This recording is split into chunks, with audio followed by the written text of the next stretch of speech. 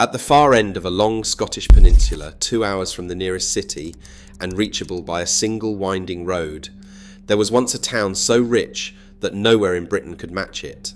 By the year 1891, Campbeltown was reckoned the wealthiest town in the whole country, measured head for head, a few thousand souls at the tip of Kintyre, with the cold water of the Atlantic on three sides, and they had built their entire fortune on one thing: whisky. This was the self-styled whisky capital of the world. At its height, as many as 34 distilleries crowded into one small burg, more than the town had churches. Their smoke hung over the rooftops day and night. Their casks filled the harbour, bound for Glasgow, for London, for the bars of New York. The men who owned them raised tall stone mansions along the bay with turrets and deep bay windows, the houses of a place that seemed to have everything and to have earned it forever. And then, within a single generation, almost all of it was gone. 32 of those 34 distilleries fell silent, bankrupt and shuttered and abandoned. Their stills sold for scrap or left to rust where they stood. The mansions stayed standing. The money simply vanished. How does the richest town in Britain lose nearly everything in 20 years? To understand that, you have to start with the water. Campbeltown sits on a sea lock at the bottom of Kintyre, a sheltered natural harbour facing east toward the Firth of Clyde. For centuries, that isolation was its protection. The same remoteness that made the town so hard to reach also made it the perfect place to distill spirit beyond the reach of the excise man.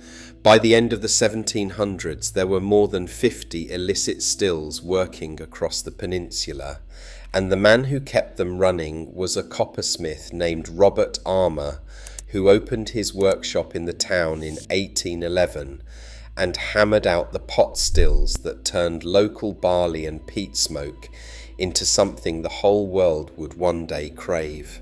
Smuggling was a craft here long before it was an industry. What changed everything was a single piece of law. In 1823, the Excise Act made legal distilling cheap enough that a smuggler could step out of the shadows and turn his skill into a respectable, licensed trade. In Campbeltown, the men who had spent their lives hiding their stills simply lit them in the open. The settlement itself was old. There had been a Christian community here since the time of an Irish missionary called St. Cyran, and the burg was formally chartered at a place then known as Lochhead in 1609, long before it was renamed for the Campbells, the earls who held this corner of Argyll. But it was the 1820s that remade it. Everything the whisky trade needed was already here, waiting. The fields of Kintyre grew the barley. The bogs gave up the peat that flavoured the malt. The Duke of Argyll dammed Cross Hill Loch into a reservoir, so the distillers would never run short of fresh water. Coal came in from the Drumlimble mine, out toward Machrihanish to fire the stills, and the harbour did the rest, because a cask loaded at Campbeltown could be in Glasgow in about 9 hours under steam, and from Glasgow it could travel anywhere on earth. The first licensed distillery had opened in 1817. After the Excise Act, the rest came fast.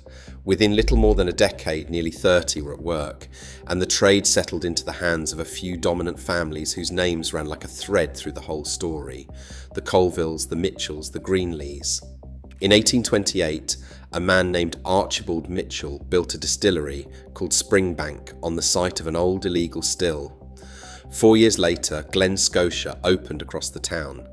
Both of them would matter far more than anyone could have guessed. And then came a stroke of fortune from an ocean away. In the vineyards of France, a tiny insect called phylloxera was destroying the vines, collapsing the production of wine and brandy across Europe. As the brandy ran dry, the world reached for the next best thing. It reached for Scotch, and no town in Scotland was better placed to pour it than Campbeltown. By the 1880s, the place had become something the world had never quite seen before.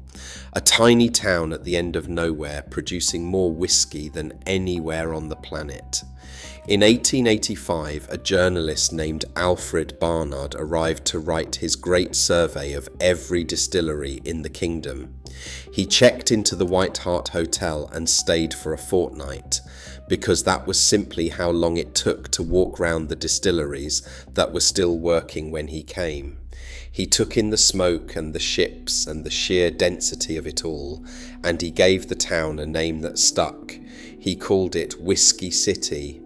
The distilleries he walked were turning out close to 2 million gallons of spirit between them every year, from a town you could cross on foot in 20 minutes.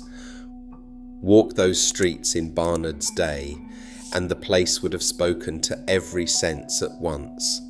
The stone buildings were blackened with soot from the kilns.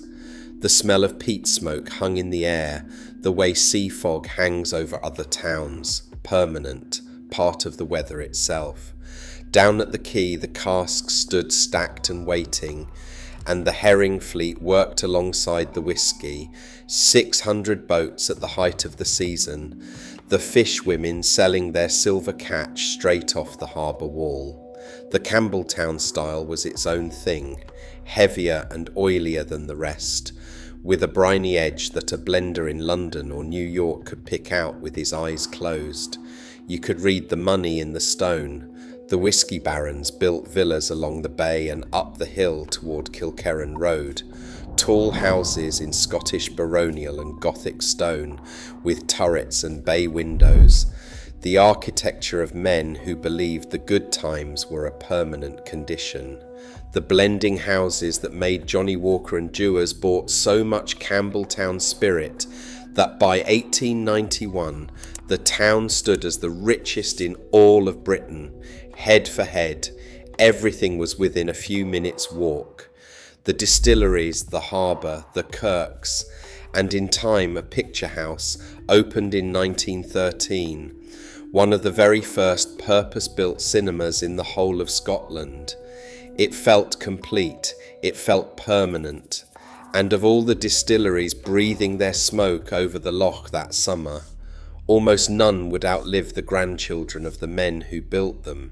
The trouble, when it came first from the inside. The demand had grown so fierce that the distilleries could barely keep pace. Barley had to be shipped in from as far away as Russia.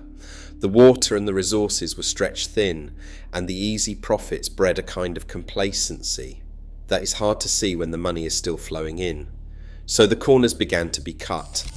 To make more spirit faster, some distillers rushed the distillation, and a rushed spirit is a harsher, rougher thing.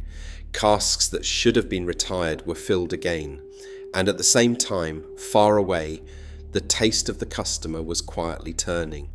A wealthier, softer English palate was learning to prefer the lighter, sweeter whiskies of Speyside, and the bold, oily Campbeltown dram began to be spoken of as something a little common, a poor man's drink. Then there was the matter of the railway. Speyside was being threaded onto the new rail network, its distilleries suddenly easy to reach and easy to supply. A line to Campbeltown was proposed, and never built. The harbour's 9-hour head start, the very thing the whole town had been built upon, was about to count for nothing at all. The first to go was almost quiet. Longrow Distillery closed its doors in 1896, and at the time it looked like nothing more than one business failing among many. Then the ground gave way beneath the entire industry. In Edinburgh, two brothers named Robert and Walter Pattison had built a whisky empire on borrowed money and bluff. They cooked their books, paid old investors with new investors' cash, and spent fortunes on advertising stunts, including 500 grey parrots they trained to squawk the words "Buy Pattison's" at the customers in grocers' shops. On the 5th of December, 1898, the whole edifice came down. 10 firms fell with them. Prices collapsed right across the trade, and the easy credit that Campbeltown's overbuilt industry depended on froze solid overnight. The brothers went to prison for fraud 3 years later. The damage they left behind did not go to prison with them, and now the thing Campbeltown had done to itself came due. Word had spread that some of the town's distillers were maturing their whiskey in barrels that had once held herring, and that you could taste it. Stinking fish, the buyers began to call it. The name that had once been a mark of quality became a warning instead. The blending houses took their orders north to Speyside, and they did not come back. Then the wider world began to close its doors, one by one. The Great War came in 1914. Shipping routes were cut, grain was restricted, and by 1917 the pot stills were forced to go cold to save the barley for bread. In 1919, in a last attempt to save themselves, a cluster of Campbeltown distilleries were swept together into a single company called West Highland Malt Distilleries. It was meant to be strength in numbers. Within 4 years it had collapsed into liquidation, and instead of saving them, it dragged them down together. Dallintober, Glen Nevis, Kinloch and others, all lashed to the same sinking hull. If you are finding this story worth your time, take a moment to subscribe. This channel brings the lost history of Britain's forgotten towns back to life every week. Now, back to Campbeltown, where the worst was still to come. Then came the blow from across the Atlantic. In 1920, the United States brought in Prohibition, and one of Campbeltown's largest markets, the thirsty cities of America, simply vanished. It would not return until 1933, and by then there would be almost nothing left to sell. After that, the closures came in a flood. No fewer than 17 distilleries shut their doors in the 1920s alone. Kintyre went in 1921. Burnside fell silent and was turned into a creamery in 1924. In 1926, the losses came in a single dreadful run. Hazelburn, Dallintober, Lochruan, Kinloch, Glenside, one after another. Lochhead held on until 1928. Then in 1929, the Wall Street crash took away what little demand still survived, and even the steady custom of Glasgow dried up. The Benmore Distillery, owned by the firm of Bullock, Lade and Company, went bankrupt that same year. And somewhere in those last bitter years came the moment the town has never quite been able to say out loud. By most accounts, Duncan McCallum, the owner of the Scotia distillery, ruined by a deal that had gone wrong, walked down to Campbeltown Loch and drowned himself in it. The very loch that the town's own song wished was full of whiskey. They say his ghost still walks the distillery he left behind. By the end of the decade, only one distillery in the whole of Campbeltown was still making spirit, a place called Reclachan. It closed in 1934.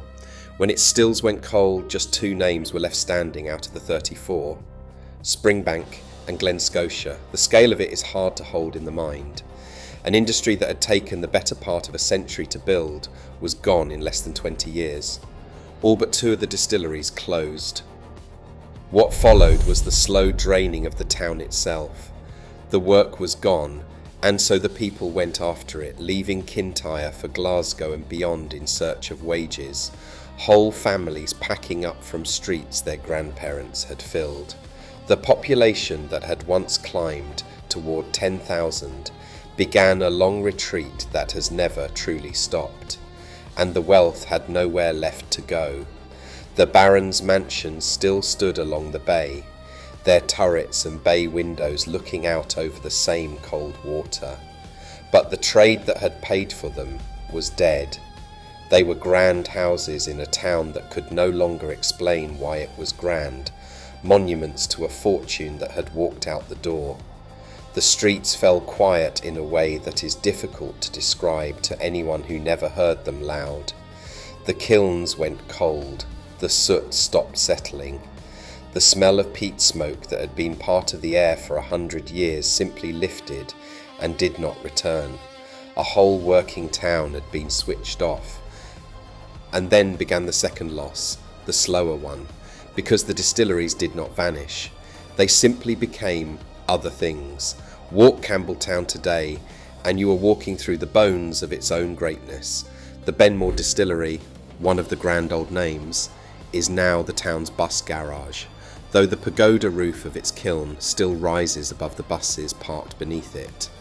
Where the Lochhead Distillery once stood, there is a supermarket, and the little inlet it sat beside was filled in long ago to make a patch of grass by the seawall. The Argyle distillery became a garage. Burnside became that creamery. Ardlussa is a car mechanic's workshop now. And the Lochruin distillery, its sturdy stone walls still standing, sits derelict behind its gates, used in recent memory as a dumping ground for old washing machines and broken refrigerators. The decline did not stop at whisky either. The great herring shoals thinned and failed. The Drumlemble coal ran out. Later in the century, the airbase out at Machrihanish wound down, and the clothing factory closed, each loss thinning the town a little further, until the population had fallen to somewhere near 4,500. What remains of the old trade is mostly in the names. Longrow, Hazelburn, streets and corners that still carry the names of distilleries that no longer exist, the way a gravestone carries a name, a supermarket wearing the pagoda roof of a vanished kiln. This is the part of the story that asks the hardest thing of us. Other towns that lost everything could at least point to an enemy, to bombs that fell from someone else's sky. Campbeltown had no enemy. The barons chased the volume, spent down the good name that had taken a century to earn, and the world simply moved its orders quietly up the coast. The richest town in Britain became a place you drive 2 hours to stand in and look at the gaps where the wealth used to be. But it would be wrong to end at the gaps, because 2 of the stills never went out. Springbank survived. It is still there, still owned by the Mitchell family, the descendants of that same Archibald Mitchell who built it on a smuggler's old site 5 generations on. It is the last distillery in Scotland that does everything beneath its own roof, from the malting of the barley to the bottling of the finished spirit, all of it within a few hundred yards of the loch. And it keeps the dead alive in its own quiet way, because 2 of the whiskies Springbank makes are called Longrow and Hazelburn, the names of distilleries that died in the collapse, brought back as labels on a bottle. Glen Scotia survived too, known simply as Scotia until the 1930s, still running on much of the Victorian plant it began with, in the long shadow of its own ghost story. And there is one stranger survival still. In 1920, in the last good days before the fall, a young Japanese chemist named Masataka Taketsuru came to Campbeltown and served an apprenticeship at the Hazelburn distillery. He filled 2 notebooks with everything he learned, married a Scotswoman, and carried it all home with him. The whisky industry of Japan was built on what he took away. Campbeltown's craft outlived Campbeltown's collapse. 3,000 miles to the east, the town nearly lost even its name. By the year 2000, with only 2 distilleries left, the authorities moved to strip Campbeltown of its standing as one of Scotland's official whisky regions. So the owner of Springbank, a man named Hedley Wright, reopened a distillery called Glengyle that had been shut since 1925, made a 3rd whisky there, and forced the rule to bend. Campbeltown kept its place on the map, and in the years since, for the first time in living memory, new distilleries have begun to be planned on the peninsula again, raised by people who believe the name is worth saving after all. There is an old Scottish song about Campbeltown Loch, a cheerful little wish that the loch were running with whisky instead of water. People still sing it, and the loch is still only water, the same water a ruined man is said to have walked into on the worst night of his life. Above it, in stone warehouses that still breathe the sea mist through their walls, a handful of survivors go on quietly making the spirit of a town that once held the world's thirst in the palm of its hand and let it slip away between its fingers.